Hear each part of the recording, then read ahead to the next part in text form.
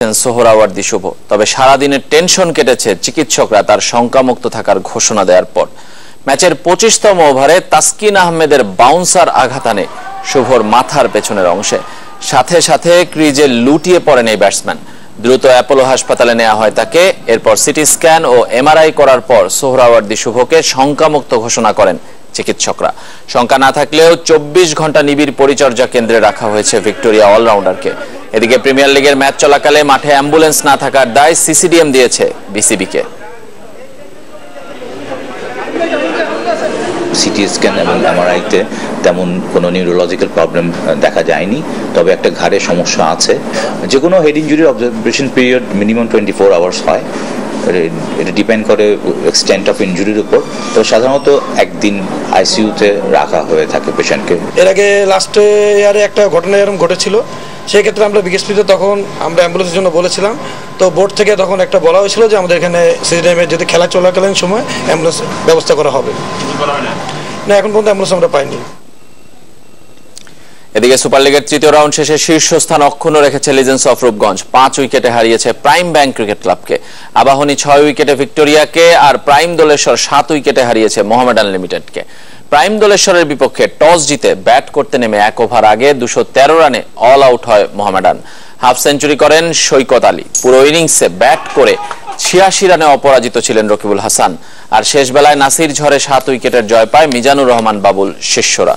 মিরপুরে আবাহনীর বিপক্ষে টস হেরে ব্যাট করতে নামা ভিক্টোরিয়া 36 ওভার 2 বল খেলে অল আউট হয় মাত্র 139 রানে।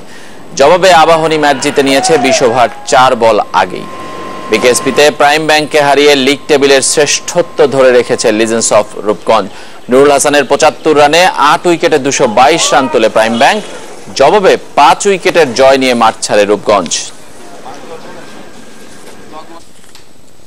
ভারত জিম্বাবুয়ে সিরিজের খবর জানাবো। অবশেষে ভারতকে হারাতে পারল জিম্বাবুয়ে। প্রথম টি20তে জিতেছে 2 রানে। হারারে স্পোর্টস ক্লাব মাঠে টস হেরে 6 উইকেটে 170 রান করে স্বাগতিকরা। 7 ছক্কা আর 1 চারে 26 বলে 54 রানের ঝড় তোলেন চিগুম্বুরা।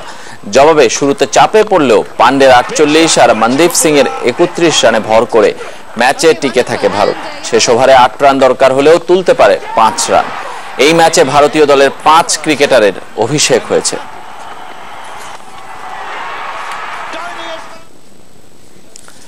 ইউরো 2016 খবর জানাবো। পর্তুগালের পর এবার হাঙ্গেরিকে রুখে দিল আইসল্যান্ড।